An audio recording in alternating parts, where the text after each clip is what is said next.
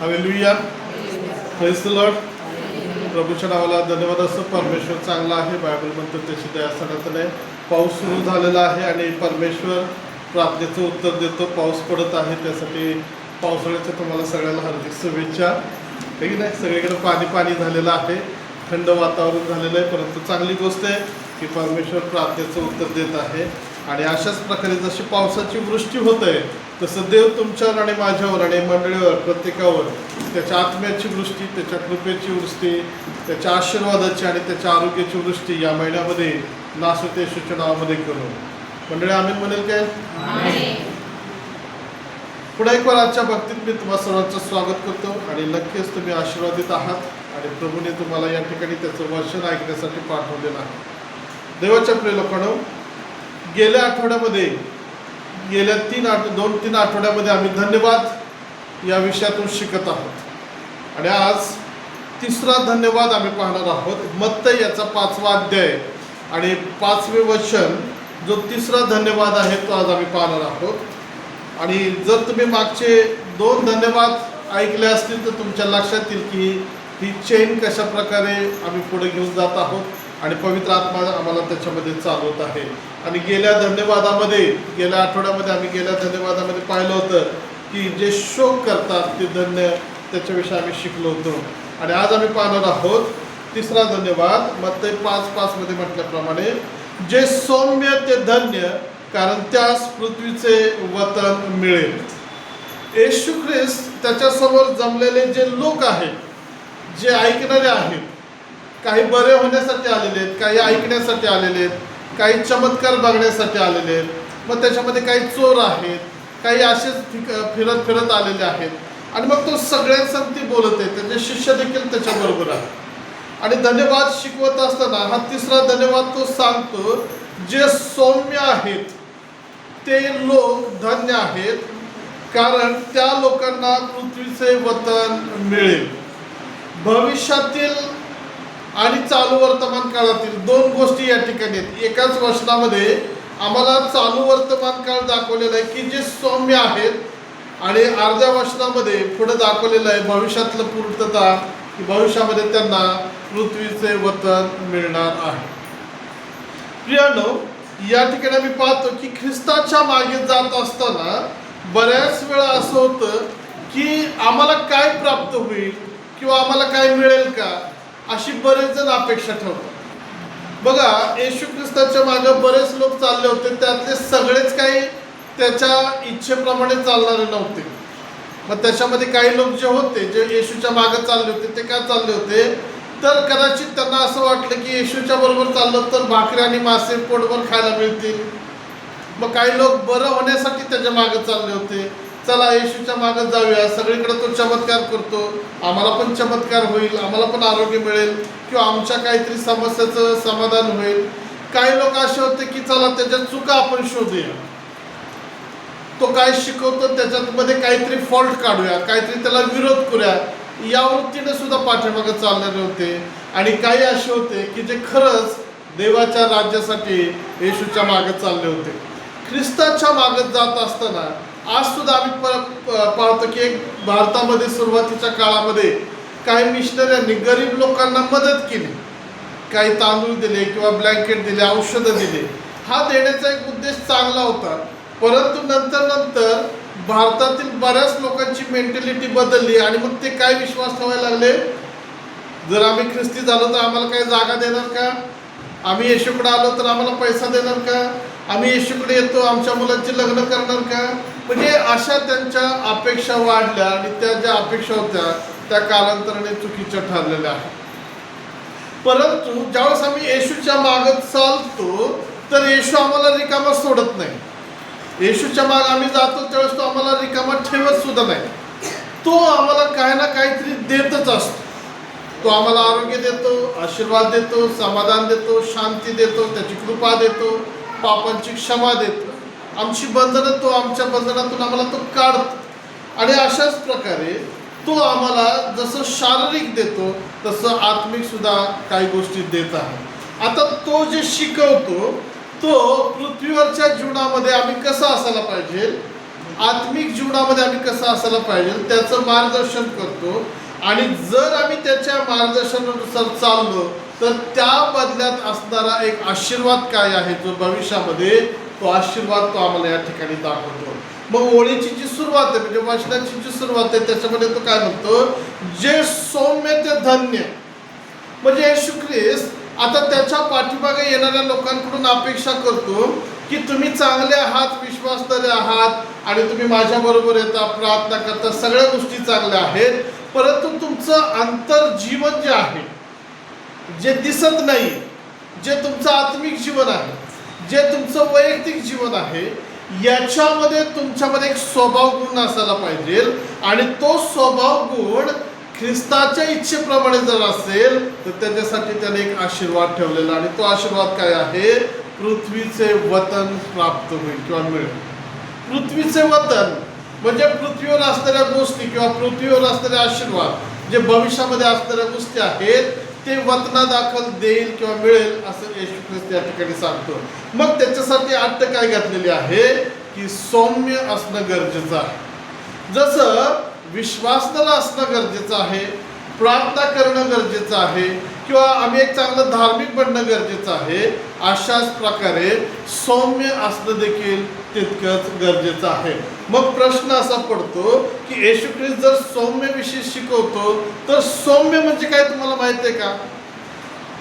सौम्य कशाला म्हटलेलं आहे किंवा सौम्याला प्रतिशब्द काय आहे का तुमच्या म्हणण्याप्रमाणे? शांत. अजून येशूची इच्छा आहे की त्याच्या मागे जाणारा व्यक्ती त्याच्यामध्ये हा सौम्यपणा किंवा सौम्यता असावी. मग आम्हाला समजलं पाहिजे. बघा प्रश्न असा आहे तुमच्यासाठी, मग तुमच्यामध्ये विश्वास आहे का? म्हणजे तुम्ही विश्वासणारे आहात. मग तुमच्यामध्ये प्रार्थना करण्याची वृत्ती आहे का? मग तुम्ही प्रार्थना करणारे आहात. आणि मग तुम्ही उपवास करता का? म्हणजे तुमच्यामध्ये उपवास करण्याची वृत्ती आहे. आणि मग तुम्ही क्षमा करता का? म्हणजे तुम्ही क्षमा करणारे लोक आहेत. अशाच प्रकारे आणखीन महत्त्वाची ही जी गोष्ट आहे की आम्ही सौम्य देखील असायला पाहिजे. मग प्रश्न असा पडतो की सौम्य म्हणजे काय? कशाला सौम्य म्हटलेलं आहे की जे येशू आज तुमच्याकडून आणि माझ्याकडून अपेक्षा करत आहे. तर सौम्यतेचे वेगवेगळे अर्थ. पहिला अर्थ आहे शांत. सौम्य हे जो शब्द आहे याचा अर्थ काय? शांत. दुसरा आहे कोमल. नाही का? ज्यावेळेस हे शब्द उच्चारले जातात ना, शांत, कोमल, त्यावेळेस ते चित्र आमच्या डोळ्यापुढे उभं करा की कशा प्रकारे ते असेल. शांत, कोमल, त्याच्यानंतर मृदू किंवा एकदम मऊ, ज्याला इंग्लिशमध्ये सॉफ्ट आपण म्हणू शकतो, मृदू. चौथा आहे नम्र. सौम्याचा अर्थ आहे नम्र. आणि त्याच्यानंतर आहे सुशील.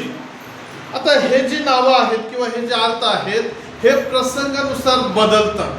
व्यक्तिरूप, स्वभावानुरूप, परिस्थितीनुसार उच्चारले जातात आणि त्याचा अर्थ काढला जातो.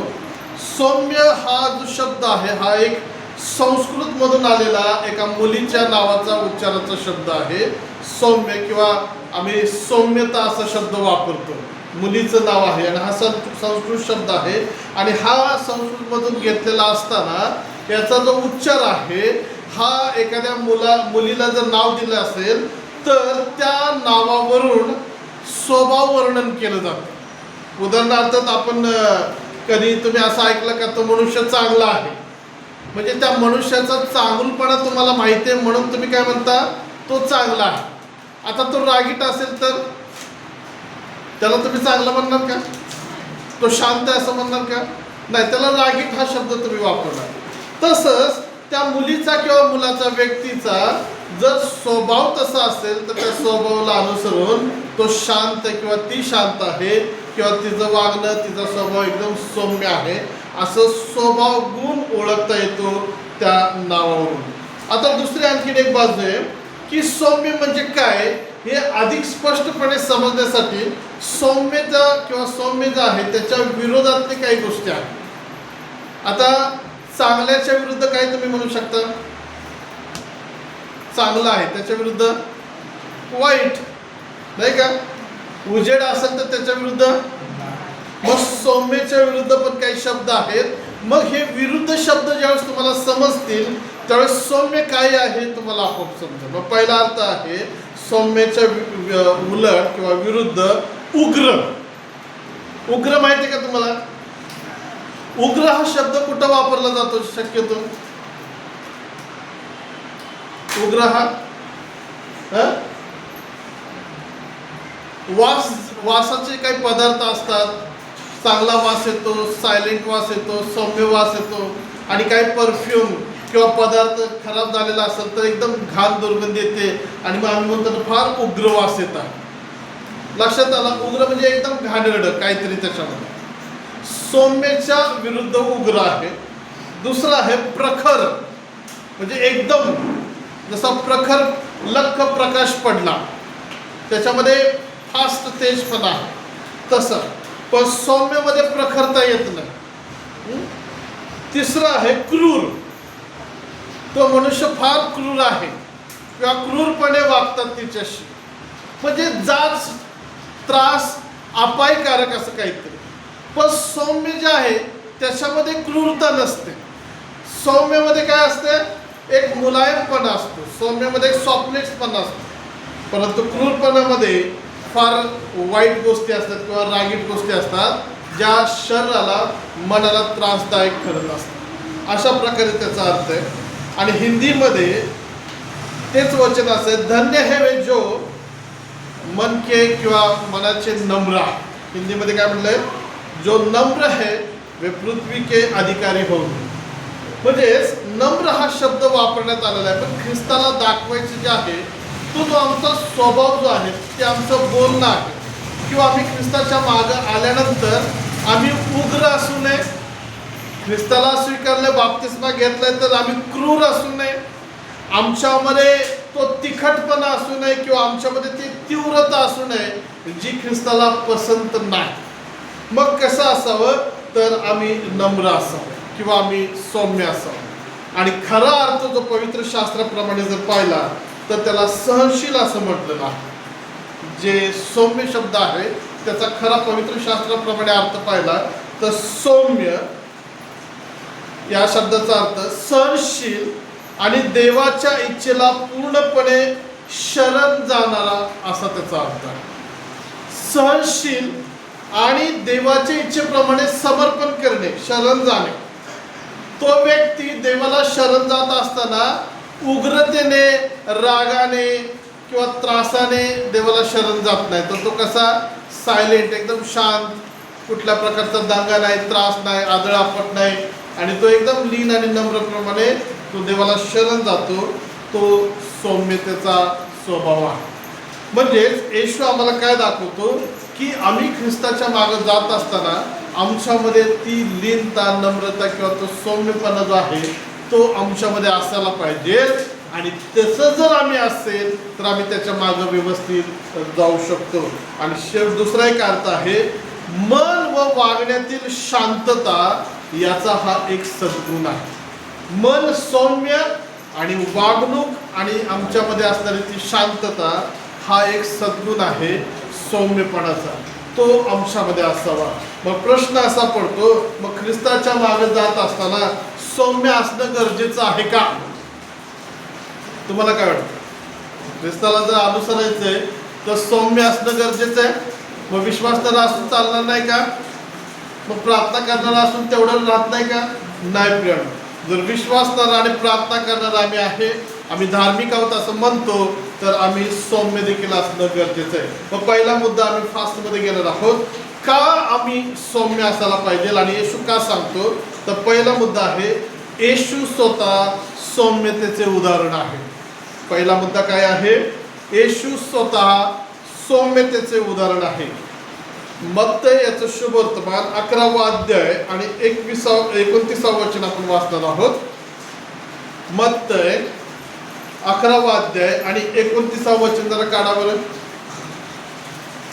काय म्हणतो येशू त्या ठिकाणी?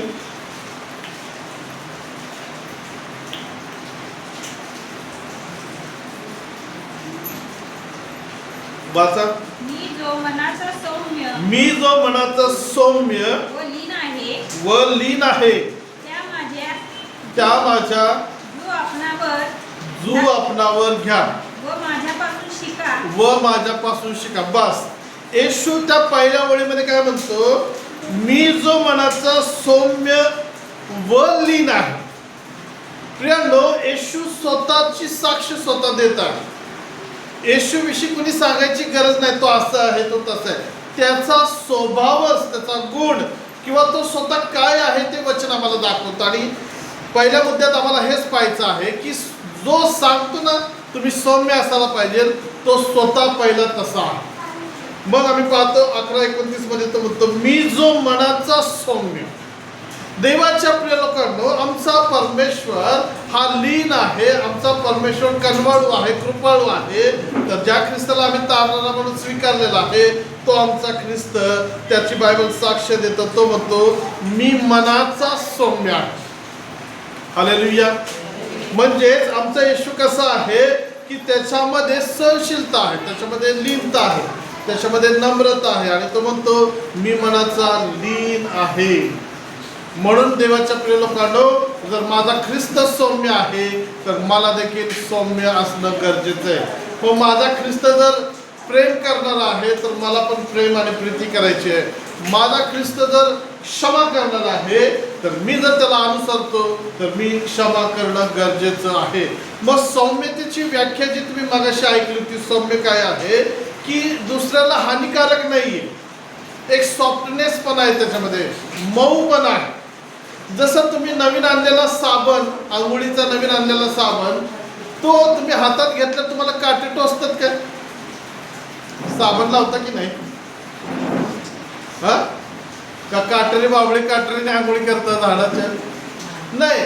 किती मुलायम वाटतं हाताला, किती बरं वाटतं, किती मऊपणा असतो त्या साबणामध्ये.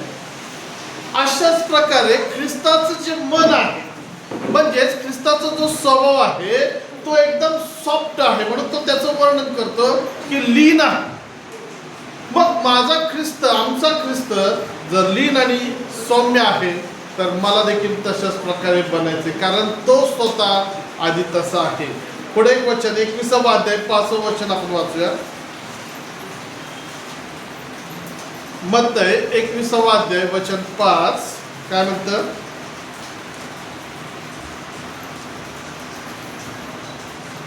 हा वाचा.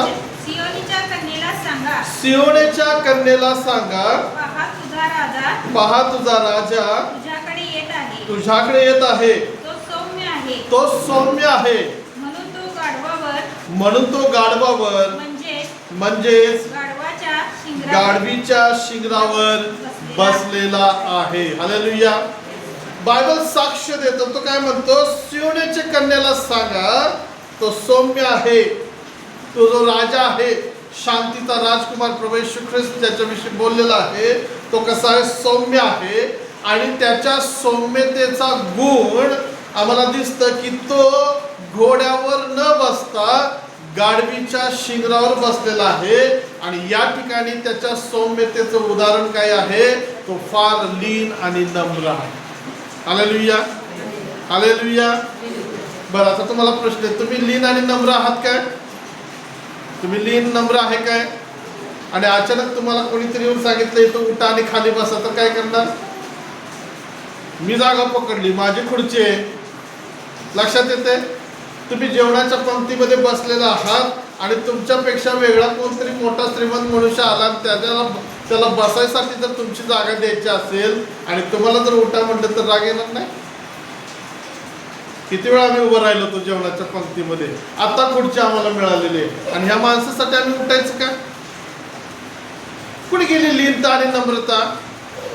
कधी कधी आमची परीक्षा होते बसमध्ये, एस टीमध्ये, गाडीमध्ये आम्ही बसलेलो असतो, परंतु कधी कधी एखादा पेशंट असतो, एखादी स्त्री असते, वयस्कर आजी आजोबा असतात आणि मग त्यांना बसण्यासाठी ते शोधत असतात. मग एक मन काय म्हणतं, आता आले तर आता ह्यांना लगेच खुर्ची द्यायची का, बसायला जागा द्यायची का?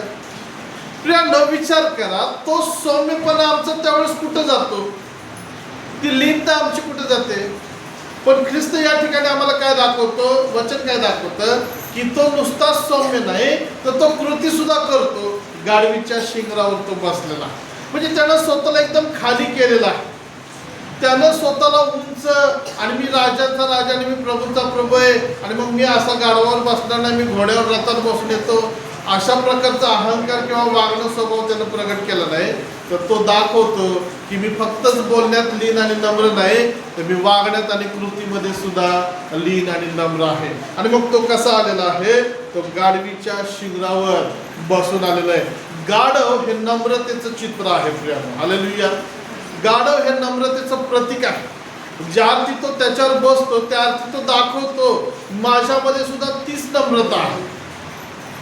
गाढव हा शब्द आम्ही तुच्छतेने वापरतो, एखाद्याला हीनतेनं बोलतो, पण तू लक्षात घ्या गाढवालाच तिथे एक सन्मान प्राप्त झाला होता की ज्याच्यावर येशू बसला. हालेलुया. देव लीन आणि नम्र जनांच्या सानिध्यामध्ये राहतो असं बायबल सांगतं. आणि देव गर्विष्ठांचा विरोध करतो. तो जे गर्विष्ठपणा करतात त्यांचा त्याला राग आहे, तिटकार आहे, परंतु लीन आणि नम्र जे आहेत त्यांच्या सानिध्यामध्ये देव आहे. Praise the Lord. मग आम्ही सौम्य का असावं? तर माझा राजा सौम्य आहे. हालेलुया. आम्ही सौम्य का असावं? तर आमचा स्वामी सौम्यतेने भरलेला आहे, म्हणून आम्ही सौम्य असणं गरजेचं आहे. तुमचा येशू कसा आहे? सौम्यतेने भरलेला आहे. हालेलुया.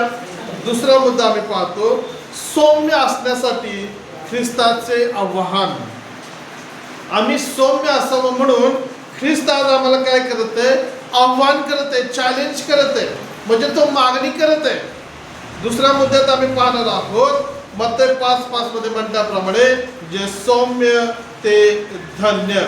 म्हणजेच देवाच्या प्रिय लोकांनो लक्षात घ्या, आता चालू परिस्थितीला आमच्यामध्ये सौम्यता असायलाच पाहिजे आणि त्यासाठी तो आम्हाला आव्हान करत आहे. जसं तो म्हणतो आहोत ताणलेलं या आणि जीवनाचं पाणी फुकट प्या, तसं तो आव्हान करतो की तुमच्यामध्ये सौम्यता असायला पाहिजे.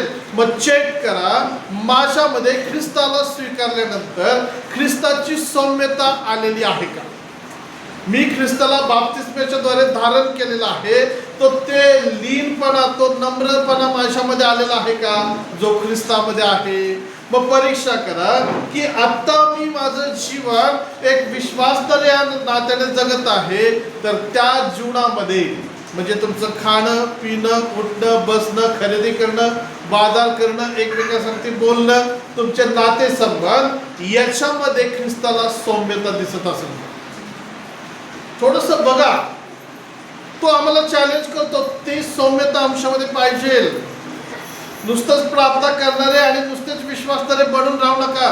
त्याची ही दुसरी बाजू सुद्धा आहे की प्रार्थना करणाऱ्या बरोबर आम्ही लीन आणि नम्र देखील असायला पाहिजे. हालेलुया.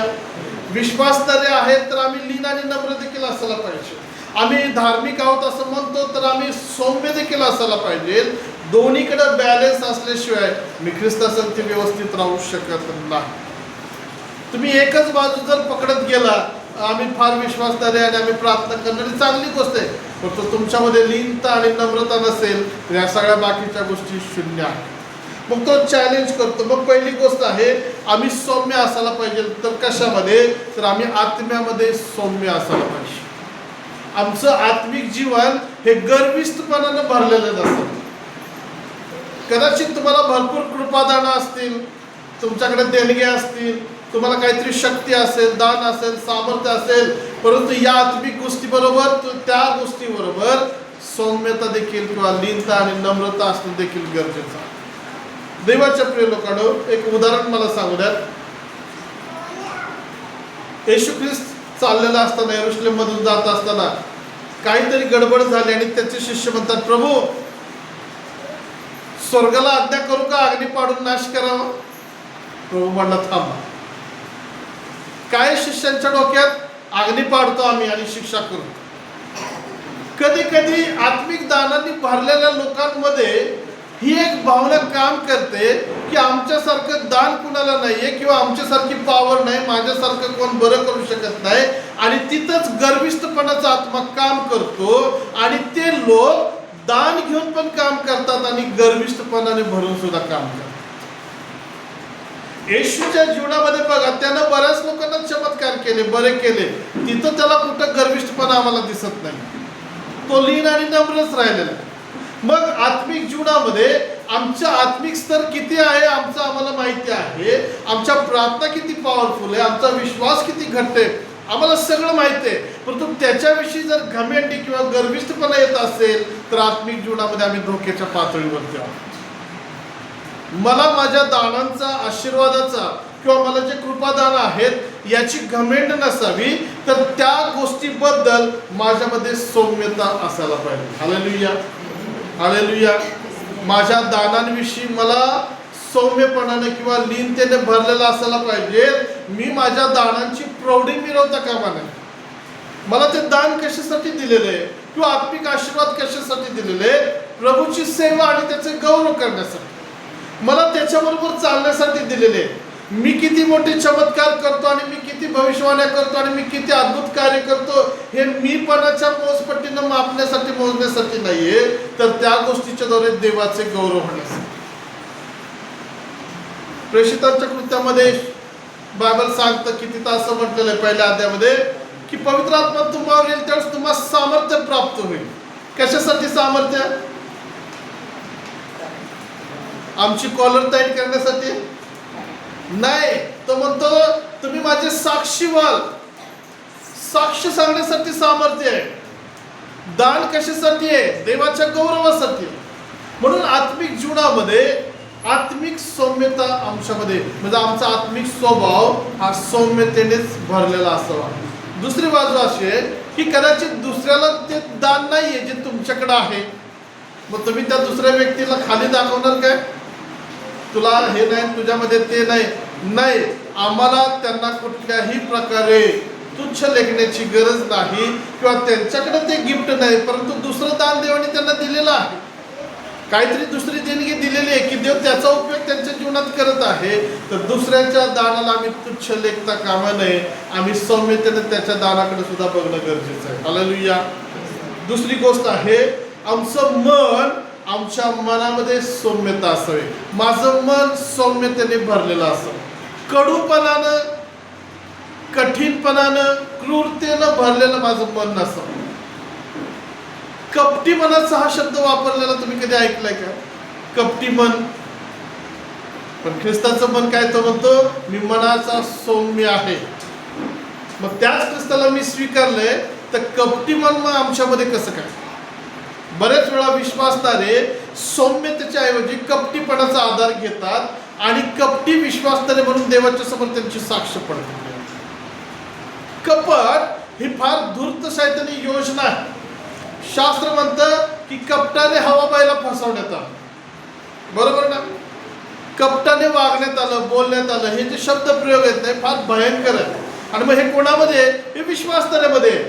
म्हणून तर येशू म्हणतो ते कपट नसावं तुमच्यामध्ये. मी जर आहे तर माझा सौम्यपणा तुमच्यामध्ये असावा, लीनता असावी तुमच्यामध्ये, नम्रता असावी. तुमचं मन माझ्या मनासारखं असायला पाहिजे. मग म्हणजेच याच्यासाठी फार महत्वाची गोष्ट आहे की माझ्या मनाचं रूपांतर होऊन, जुनं मन जाऊन ख्रिस्ताच्या स्वीकारण्याच्या द्वारे, ख्रिस्ताला स्वीकारण्याच्या द्वारे ख्रिस्ताचं मन माझ्यामध्ये यायला पाहिजे. म्हणून तो म्हणतो माझे जू तुमच्यावरती घ्या, माझा स्वभाव घ्या, माझे गुण घ्या. बाकीच्या गोष्टी ज्या अन्याय त्रासदायक आहेत, देवाच्या वचनाच्या विरोधातल्या, त्या सोडा, त्या जड गोष्टी. मी जो मनाचा सौम्य, माझं जे माझं जे मन आहे ना ते तुम्ही धारण करा. देवाच्या प्रिय लोकांना देवाला प्रार्थना करा की प्रभू मला ख्रिस्ताचं मन किंवा ख्रिस्ताची चित्तवृत्ती मला तू दे. ख्रिस्तासारखं मला बनायचंय, ख्रिस्तासारखं मला जगायचंय, ख्रिस्तासारखं मला वागायचं, बोलायचं. हालेलुया. ख्रिस्ताला त्याची आई, भाऊ, बहिणी, नातेवाईक काय म्हणले? हा वेडा, याला भूत लागलेला आहे. ख्रिस्ताला लगेच रागानं छू म्हणतात, यांना भस्म कर देवा, असं काही केलं का? त्यानं काय बोललं नाही. ही त्याची वृत्ती आहे, हे त्याचं मन आहे. देवाच्या प्रिय लोकांना ज्या वेळेस नाते संबंधामध्ये तुम्ही एकमेकांसाठी बोलता, वागता, त्यावेळेस तुमचं मन त्यांच्या बाबतीत काय विचार करतं, काय प्रतिक्रिया देतं हे तुम्हाला आणि देवाला माहिती आहे. म्हणून लक्षात घ्या, देव तुमच्या मनाकडे सुद्धा बघत आहे की तुमचं मन लीन आणि नम्रतेनं भरलेलं आहे. स्वतःला असं सांगू नका मी फार लीन नम्र आहे. देवाने सांगू द्यात की हा व्यक्ती फार नम्र आहे. हालेलुया. बायबल मोशेविषयी साक्ष देतं की मोशे हा सगळ्या घराण्यामध्ये, परमेश्वराच्या लोकांमध्ये, घराण्यामध्ये, जगामध्ये सगळ्यात नम्र व्यक्ती देवाला तो दिसला. हालेलुया. प्रियानो, हे ख्रिस्ताचं मन जे आहे, हे जोपर्यंत माझ्यात येत नाही तोपर्यंत मी ख्रिस्ताला अनुसरू शकत नाही. तोपर्यंत मी दुसऱ्यांसाठी ख्रिस्तासारखा वागू शकत नाही. म्हणून तो आव्हान करतो, ते मन आमच्यामध्ये असायला पाहिजे. आणि तिसरं की माझी वर्तणूक, माझ्या वर्तणुकीमध्ये सौम्यता असणं गरजेचं आहे. माझ्या वर्तणुकीमध्ये मला सौम्यतेची गरज आहे. हे उठकी रे, किती वाजले आता? सौम्यता आहे याच्यामध्ये. पाणी दे म्हणलं होतं ना, ते म्हणते एक शिवी द्यायची.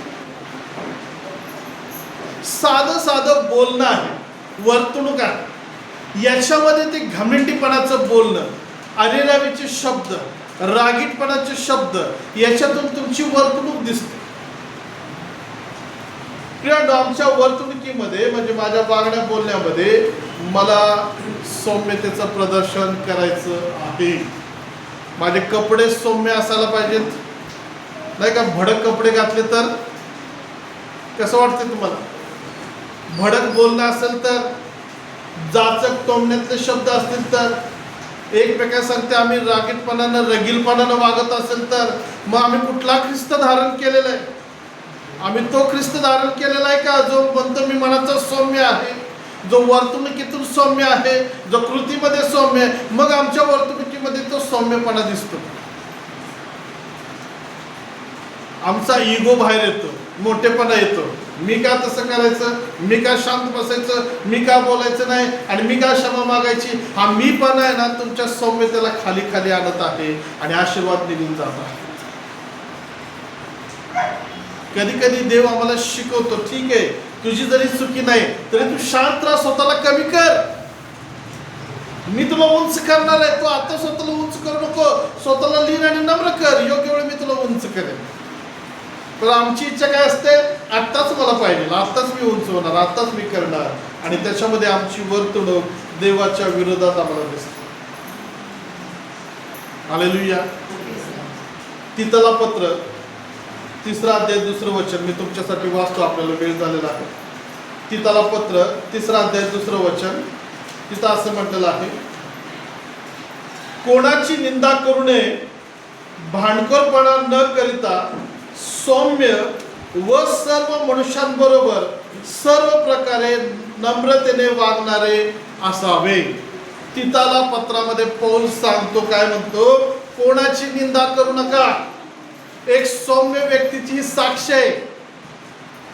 तो व्यक्ती निंदा करत नाही, तो सौम्यतेने कौतुक करतो किंवा शाबासकी देतो. तीतला पत्र 3 अध्याय 2 वचन असं म्हटलंय, कोणाची निंदा करू नये, भांडखोरपणा न करता. उठलं सुटलं भांडण्याशिवाय शब्दच निघत नाही, किंवा असे शब्द वापरायचे की भांडणं त्याच्याशिवाय सुरू होतच नाही. काही जण अशा असतील ना, भांडण केल्याशिवाय जेवणच खाली उतरत नाही. देवाच्या प्रिय लोकांनो, जर आम्ही ख्रिस्ती विश्वासणारे आहोत तर भांडण न करता सौम्यतेने आम्ही राहणारे लोक असावे. म्हणून तिथं म्हणलेलं आहे, सौम्य व सर्व मनुष्यांबरोबर सर्व प्रकारच्या नम्रतेने वागणारे असे व्हा. कोणीतरी एक ग्लास पाणी देईल का मला? तुला काय हात नाही, उठून घे की मग, हे की नाही? जरा मोबाईल द्या तिथला, पाय मोडलेत काय, उठून घे. हे जे शब्द आहेत ना, ही वर्तणूक आहे ना, ही दाखवते आम्ही काय आतमध्ये घेतलेलं आहे. म्हणून तिथं तो काय म्हणतो, वचन काय म्हणतं की सर्व प्रकारे मनुष्याबरोबर, सर्व प्रकारे. मग तुम्ही खात असाल, बसलेला असाल, उठलेला असाल, चालत असाल, कसे असाल, आणि सर्व मनुष्यांबरोबर म्हटल्याप्रमाणे तिथं फक्त ख्रिस्तीच लोक येत नाही, प्रत्येक जाती धर्माचे पंथाचे लोक येतात. त्या सर्व लोकांबरोबर, मनुष्यांबरोबर सगळ्या प्रकारच्या नम्रतेने तुम्ही वागणारे असायला पाहिजे. आहे का शब्द तसा? सर्व प्रकारे नम्रतेने वागणारे असावे. मग नम्रता एकच नम्रता नाहीये बरं का, पुष्कळ नम्रता आहे. वागण्यातली नम्रता, बोलताना आवाजाची नम्रता, डोळ्यानं बघताना तो रगीलपणा किंवा डोळ्यानं बघताना सौम्यता, डोळ्याची नम्रता, ऐकण्याची नम्रता, सांगताना नम्रता, प्रार्थनेची नम्रता, कपड्याची नम्रता. तुम्ही बूट चप्पल घेतात त्याच्यातून तुमची नम्रता दिसावी, नाही का? तुम्हाला काय वाटतं, चप्पलमधून नम्रता दिसू शकते का? दिसेल का नाही? जर राजासारखे ते मोजडी घातली तर तुम्हाला शिपाई म्हणून कोण बघेल का? काय म्हणतील? राजाची चप्पल घातली, राजा झाला. आलं लक्षात? तुमच्या चप्पलवरनं तुमचं व्यक्तिमत्व, तर तुमच्या ड्रेस आणि चप्पल बुटातून लिंत आणि नम्रता दिसायला पाहिजे. जर तो गाडवावर बसतो आणि त्याची सहनशीलता दिसते, तर आम्ही कसं वागतो त्याच्यातून आमची सहनशीलता आहे की नाही त्या गोष्टी प्रगट होतात. म्हणून तिथला तो म्हणतो की सर्व प्रकारची नम्रतेने तुम्ही वागणारे असायला पाहिजे. म्हणजे एकदम असं खाली मान घालून वाकून आता बोलायचं ही नम्रता नाहीये. दुसऱ्याला रिस्पेक्ट देणे, आदर देणे, आवाजामध्ये तो एक कोमलपणा असावा, हाक मारण्यामध्ये ती आपुलकी असावी. स्वतःच्या ते एक मराठी म्हणा नाही, आपला तो बाब्या आहे की नाही, आणि दुसऱ्याचा म्हणजे स्वतःच्या मुलाला बाब्या आणि दुसऱ्याच्या मुलाला कारट्या म्हटलं जातं. ही जी वृत्ती आहे ना, ही वृत्ती कधी दिसते? आपला कोण असेल तर त्याच्यावर प्रेमानं बोलायचं. आपल्याच घरातलं पण परका असेल तर त्याला कारट्याच्या आवाजामध्ये बोलायचं. कसं वाटतं सांगा बरं? ख्रिस्त तसं करतो का? ख्रिस्त तसा पक्षपात करत नाही.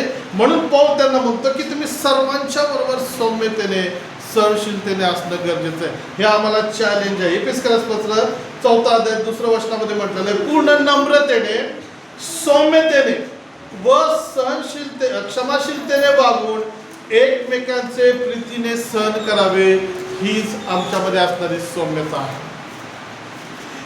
आम्हाला आव्हान केलं जातं. एफेसच्या मंडळीला पौल म्हणतो पूर्ण नम्रतेने, नुसती नम्रता अर्धवट नाही बरं का, पूर्ण नम्रता. पूर्ण नम्रता म्हणजे थोडीशीच नाही. कदाचित नम्र होण्यामध्ये तुम्हाला त्रास होईल, कदाचित तुमचे काही पैसे जातील, कदाचित तुम्हाला स्वतःला खर्ची पडावं लागेल. पूर्ण नम्रता. पुढे म्हणलेलं आहे सौम्यतेने व क्षमाशीलतेने वागून एकमेकांचे प्रीतीने सहन करावे. तो माणूस माझ्या डोक्यात जातो, मला सहनच होत नाही. ती माझ्या डोक्यात जाते, तिला बघितलं तरी माझ्या मस्तकाची शिर उभी राहते, तिचं तोंड बघूशी वाटत नाही मला. काय प्रकार आहे हा? ही कोण बोलतो माहिती? हे विश्वासधाऱ्यांचे शब्द आहेत. पौल सांगतो की तुम्ही एकमेकांच्या बरोबर क्षमाशीलतेने वागून सहन करा एकमेकांना. कदाचित तुम्ही सौम्यतेने वागत असताना तुमच्या पुढचा व्यक्ती रागीटपणे तुमच्याशी वागत असेल, मग तुम्ही काय करायचं? काय करायचं? काय करायचं? की नाही? एकटीलाच बिचारा काढायला लागत असेल, मग मी काय करू? मीच पाणी भरायचं का? आणि मी झाडू मारायचं का? आणि मी सगळा स्वयंपाक करायचं का? हे विचार ज्यावेळेस तुमच्या डोक्यात येतात तर लक्षात ठेवा, कदाचित याच्यासाठीच देवाने तुम्हाला ती वेळ आणली, पाचारण केलेलं आहे, कारण येणाऱ्या दिवसामध्ये तो तुम्हाला उंच करणार. हालेलुया. नाही करू द्या पुढचा व्यक्ती काम, नाही सन्मान देऊ द्यात, नाही तुमची वाहवा करू द्यात. देव तुमच्याकडनं अपेक्षा करतो तुम्ही क्षमाशीलतेने वागणं गरजेचं आहे. तिनं झाडू मारला नाही, मी बी झाडू मारत नाही, कुठं जात तिकडं? चालेल का असं? ते क्षमा करत नाही, मी बी क्षमा करत नाही. पण तो ख्रिस्ताला जर तुम्ही ग्रहण केलेले तर ती आज्ञा तुमच्या आणि माझ्यासाठी आहे. तुम्ही असं म्हणू नका ती आज्ञा त्यांच्यासाठी आहे, त्या लोकांसाठी आहे, त्यांनी पण बाप्तिस्मा घेतलाय, तो त्यांचा प्रश्न आहे. तुम्ही जर ख्रिस्ताला ओळखता तर तुम्ही ख्रिस्ताचं मन धारण करून ख्रिस्ताच्या वचनाप्रमाणे क्षमा करून चालणं गरजेचं आहे. हालेलुया. आता तुम्ही मला खेळ ठोका, तिसऱ्या दिवशी मी तुम्हाला खेळ ठोकतो. असं केलं का ख्रिस्तानं? नाही. तो म्हटला तुम्हाला काय करायचं करा. तो फक्त प्रार्थना करत राहिला, पित्या यांना क्षमा करे, काय करतात त्यांना कळत नाही. प्रार्थना करा नम्र लोकांनो, प्रभू हा माझा नवरा, बायको, बहीण, भाऊ, आई, वडील, नातेवाईक हे काय करतात त्यांना कळत नाही, त्यांना क्षमा कर, पण मला लीनतेने नम्रतेने वागायला मला मदत कर. हालेलुया. कारण तुमचा आशीर्वाद तुमची वाट बघतो. तिसरं आणि शेवटचं उदाहरण आम्ही पाहतो, तिथं म्हटलेलं आहे तुमची सौम्यता सर्वांस कळू, प्रभू समीप आहे. आणि मग तुमची सौम्यता सगळ्याला दिसायला पाहिजे. तुमचा राग दिसतो का सगळ्याला? शिव्या दिलेल्या दिसतात काय? भांडताना तुम्ही दिसता का? ओरबडताना दिसता का? कपट करताना दिसता का? मग चांगल्या गोष्टी करताना दिसणं किती चांगलं आहे. तुमची सहनशीलता म्हणजे तुमच्यामध्ये असणारा ख्रिस्त, तो सौम्यतेचा ख्रिस्त लोकांना दिसू द्यात. याच्यामध्ये येशू आहे. हालेलुया. याच्यात दुष्ट आत्मा आहे असं म्हणता कामा नये बरं का. याच्यात पवित्र आत्मा आहे. खरंच पवित्र आत्म्याचं फळ सहनशीलता याच्यामध्ये मला दिसत आहे, अशी साक्ष लोकांनी द्यायला पाहिजे. पुढचा कसा पण वागू द्या. योसेफाच्या भावांनी त्याच्यावर खोटे आळ घेतले, त्याला फसवलं, त्याला विकलं, त्याला खड्ड्यामध्ये टाकलं, लांब केलं, परंतु तो देवाबरोबर चालला. बायबल म्हणतं देव त्याच्या बरोबर होता. का? तर त्यानं तसं केलं नाही जसं भावाने त्याच्याशी केलं. तो देवाच्या वचनाप्रमाणे चालला, इच्छेप्रमाणे चालला. तोच स्वभाव तुमच्यात आणि माझ्यामध्ये असणं गरजेचं आहे. शेवटचा तिसरा मुद्दा आहे सौम्यतेचे आशीर्वाद. सौम्यतेचा आशीर्वाद. मग आम्ही जर सौम्यता धारण करतो तर ख्रिस्त आम्हाला तसंच ठेवत नाही, तो आम्हाला बक्षीस देतो. ज्यावेळेस एक मुलगा किंवा मुलगी आपल्या आईबापाचं ऐकते त्यावेळेस लेकराला आई वडील शाबासकी देतात की नाही? शाबासकी म्हणून चॉकलेट, खाऊ, कपडे, खेळणी काहीतरी देतात. आमचा परमेश्वर, आमचा पिता तसाच आहे की ज्यावेळेस आम्ही त्याच्या वचनाप्रमाणे चालतो त्यावेळेस तो आम्हाला आशीर्वाद बक्षीस म्हणून देतो. मग काय आहे? परत आम्ही मत्ते 5:5 मध्ये येतो, तिथं म्हटलेलं आहे कारण त्यास पृथ्वीचे वतन मिळेल. वतन म्हणजे पुष्कळ जागा किंवा अधिकार, पुष्कळ संपत्ती. आणि पूर्वी वतन दिली जात होते. वतन म्हणून पूर्वी गावं दिली जात होते, जनावरं दिली जात होते, पुष्कळ शेती दिली जात होते, पुष्कळ धन दिलं जात होतं. परंतु प्रभू म्हणतो मी त्यांना पृथ्वीचे वतन म्हणजे अख्खी पृथ्वी मिळेल. हालेलुया. मग पृथ्वी, आज तुम्ही पृथ्वीवर आहे की नाही? तुम्ही आता पृथ्वीवर आहे की नाही? मग पृथ्वी तुमची आहे? सांगा बरं. अमेरिका माझी म्हणून तिथं अमेरिकेला जाऊन, जपान माझं आहे, त्या जपानच्या पंतप्रधानांना सांगा बरं, देतील का तुम्हाला जपानची जागा? नाही देणार. प्रियांनो, आता ही जी पृथ्वी आहे ही भ्रष्ट झालेली आहे. येशू जी पृथ्वी सांगतो ती नवीन पृथ्वी, ज्या वतनामध्ये, पृथ्वीमध्ये कुठलाही पाप नाहीये, ते ठिकाण, ती जागा जिथं स्वतः ख्रिस्त असणार आहे, वैभवाने राज्य करणार आहे, त्या जागेविषयी तर म्हणतो मी ते त्याला वतन म्हणून. पृथ्वीचे वतन म्हणजे काय? तर सौम्य, नम्र किंवा शांत जे लोक आहेत यांना दिलेला स्वर्गाविषयीचं सार्वकालिक जीवनाचं आश्वासन आहे. नवीन पृथ्वी, नवीन स्वर्ग जे सांगितलेलं आहे, नवीन येरुशलेम, नवीन मंदिर, हे भविष्यात स्वर्गामध्ये, स्वर्गातून उतरणाऱ्या ज्या गोष्टी आहेत त्याचं आश्वासन आहे की हे तुम्हाला मिळेल. आम्हाला या पृथ्वीवरच्या गोष्टी नकोत, पृथ्वीवरचा हिस्सा नको, पृथ्वीवरची जागा, जमीन नको, कारण हे नाश होणार आहे, हे स्वर्गामध्ये येणार नाहीये. गाड्या, बंगल्या, हे जे आम्ही बघतो ना, ज्याच्यासाठी लोक भांडण करत आहेत, खून मारामाऱ्या करत आहेत, माझा वाटा, माझा हिस्सा, माझं घर आणि माझं तमुक, हे सगळं नाशवंत आहे. ख्रिस्त ज्या गोष्टीविषयी सांगतो त्या स्वर्गीय गोष्टी आहेत. म्हणून सौम्य व्यक्तीने पृथ्वीवरच्या गोष्टीकडे लक्ष लावण्यापेक्षा आत्मिक जे स्वर्गीय येरुशलेम आहे, जे स्वर्गीय जीवन आहे, त्याच्याकडं आम्ही लक्ष लावणं गरजेचं आहे. कारण स्वर्गाचे राज्य नम्र लोकांसाठी, कृपाळू लोकांसाठी, कनवाळू लोकांसाठी आहे. स्वर्गाचं राज्य ख्रिस्ताला अनुसरणाऱ्या लोकांसाठी. हालेलुया. जाता जाता मला सांगू देत आणि मग तो चोर म्हणतो, प्रभू तुझ्या वैभवाने ज्यावेळेस तू येशील त्यावेळेस माझी आठवण कर.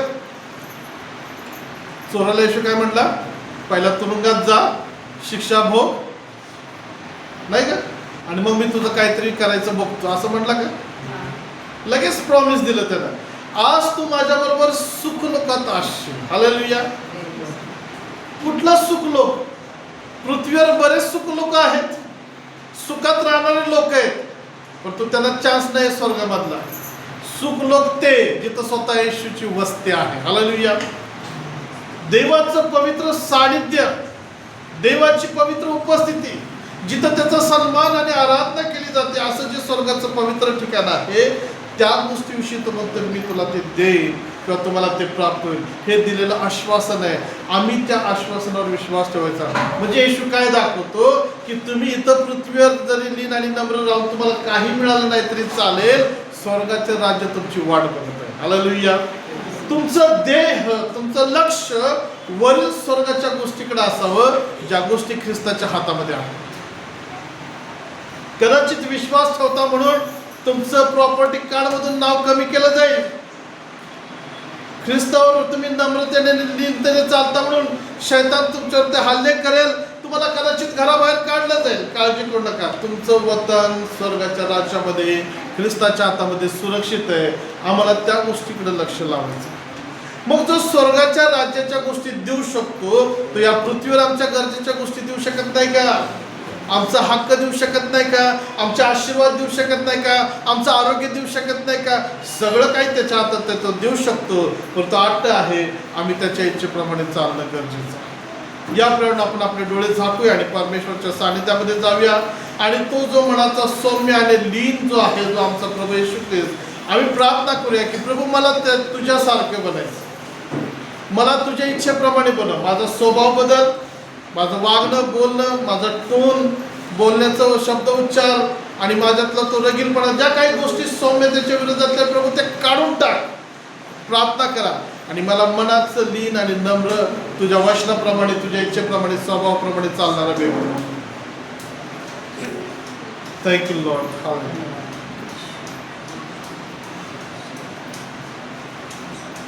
थँक्यू. तू बदल दे मेरे मन को, दे आशीष इस जीवन को, तेरी करुणा हम पे बरसे, अपने मार्ग पे चला हमको. तू बदल दे मेरे मन को, दे आशीष इस जीवन को, तेरी करुणा हम पे बरसे, अपने मार्ग पे चला हमको. देवाच्या प्रिय लोकांना प्रार्थना करा, देवा माझं मन बदल. एजकेल मध्ये म्हणतो, मी तुमचं कठीण हृदय काढून टाकेन, मौसमय हृदय घालेन. प्रभूला सांगा, प्रभू माझा तो क्रूर स्वभाव किंवा रागीट किंवा तो तीव्र असणारा स्वभाव, ते मन माझ्यातून काढून टाक. मला सौम्य मनाचा बनव, सौम्य वृत्तीचा बनव. माझे शब्द सौम्यतेचे, मला आतून बाहेरून आत्मिक शारीरिक कौटुंबिक प्रत्येक क्षणामध्ये ठिकाणी प्रत्येक गोष्टीमध्ये सौम्यतेच्या आत्म्यानं मला भर, सहनशीलतेच्या आत्म्यानं भर. प्रभू माझे ते शब्द जे दुसऱ्याला त्रासदायक ठरतात, कठोर कठीण शब्द आहे, बाणासारखे टोचणारे शब्द आहे, प्रभू माझे शब्द, जीभ माझी बदल, सौम्यतेची जीभ मला तू. माझी नजर रगीलपणाने बघणारी ती नजर, रागाने बघणारी नजर, खुनवा खुनवी करणारी ती नजर, येशूच्या नावात बदल. माझी नजर सौम्यतेची नजर, ख्रिस्ताची नजर मला येऊ दे, ख्रिस्ताचा अंतःकरण मला येऊ दे. प्रार्थना करा, आज तुम्हाला चेंज करे येशूच्या नावाने. ख्रिस्ता मला बदल, ख्रिस्ता मला तुझी कृपा पुरव. सांगा प्रियांना. स्वर्गातून पाहणारे आमच्या जिवंत सेनाधीश बापा, पुढे एक बार आम्ही तुझ्या पवित्र नावाला धन्यवाद देतो. आजचा एक नवीन धन्यवाद आम्ही पाहत आहोत, जे सौम्य ते धन्य. होय परमेश्वर बापा, बऱ्याच वेळा आमच्यामध्ये कटुता, कठीणपणा, कडूपणा आमच्यामध्ये येतो. जरी आम्ही धार्मिक किंवा निवडलेले असे आहोत, तरी देखील गर्विष्ठपणाच्या आत्म्यानं आम्ही भरून जातो. आम्हाला क्षमा कर. आणि आज आम्हाला ख्रिस्ताचं मन, ख्रिस्ताचा स्वभाव प्रगट झाला की जो म्हणतो मी मनाचा सौम्य आणि लीन आणि नम्र. होय परमेश्वर बाप्पा, आज आम्हाला तू स्पर्श कर, आम्हाला धुवून शुद्ध पवित्र कर आणि ख्रिस्तासारखं आम्हाला तू बनव. ख्रिस्तासारखं वागणारं, विचार करणारं, ख्रिस्तासारखं बोलणारं, ख्रिस्तासारखं अनुकरण करणारं, ख्रिस्तासारखं आज्ञापालन करणारं, ख्रिस्तासारखं क्षमा करणारं, ख्रिस्तासारखं आम्हाला येशूच्या नावामध्ये तू बनव. आणि आम्हाला ते स्वर्गाचं वतन, ते पृथ्वीचं वतन जे स्वर्गीय राज्यामध्ये आहे, ते घेण्यासाठी तू आम्हाला तयार कर. प्रभू आज इथं मी प्रार्थना करतो, जमल्या सर्वांना तुझ्या हातामध्ये घे. नक्कीच तो आशीर्वादित केलेला धन्यवाद करतो, आणखीन आशीर्वादित कर. आणि प्रत्येकाने जी आपल्या स्वतःसाठी बदलण्याची प्रार्थना केलेली आहे, येशूच्या नावात तू त्यांना चेंज कर. आणि ख्रिस्तामधली ती चित्तवृत्ती, तो नवा मनुष्य आमच्यामध्ये निर्माण कर येशूच्या नावात. तुझ्या वचनाप्रमाणे चालण्यासाठी तू सहाय्य आणि मदत कर. प्रभू आता आम्ही विभक्त होत असताना आम्हाला सर्वांचा ताबा तुझ्या हातात घे. तुझ्या इच्छेप्रमाणे वागण्या बोलण्यास तू आमचं सहाय्य आणि मदत कर अशा मी तुला विनंती करतो. जे आम्ही लांबून आलेलो आहोत, आमचा जाण्याचा प्रवास देखील सुरक्षित आशीर्वादित कर. पुढील आठवड्यामध्ये पुन्हा एकत्रित येण्यासाठी तू आमचं सहाय्य कर. प्रभू मी प्रार्थना करतो, विशेषतः जे लोक आज हा संदेश ऐकत आहेत, यूट्यूबच्या द्वारे जे पाहत आणि ऐकत आहेत, प्रभू त्यांना देखील आशीर्वादित कर. त्यांच्याही जीवनामध्ये सौम्यतेचं कार्य घडू देत. आणि एक अद्भुत साक्ष प्रभू या संदेशाच्या द्वारे येऊ देत. संदेश सर्वांसाठी तो आशीर्वादित केला, धन्यवाद करतो. आज तू आमची भेट घेतलीस म्हणून तुझी उपकारस्तुती करून आम्ही आमचा जीव प्राण आत्मशरीर तुझ्या हातामध्ये देऊ. प्रार्थना येशूच्या नावात केली म्हणून ऐक पित्या. आमेन, आमेन, आमेन. आता देवचं बाप, देवचं पुत्र आणि देवचं पवित्र आत्मा या त्रैक्याची प्रीती, कृपा, शांती, पवित्र आत्म्याचा अभिषेक आणि मार्गदर्शन तुम्हा सर्व सांगते आतापासून सर्व काळ असो. Amen, amen. Praise the lord. प्रार्थना संपलेली आहे. एकमेकांना भेटा. परमेश्वर तुम्हाला आशीर्वादित करो.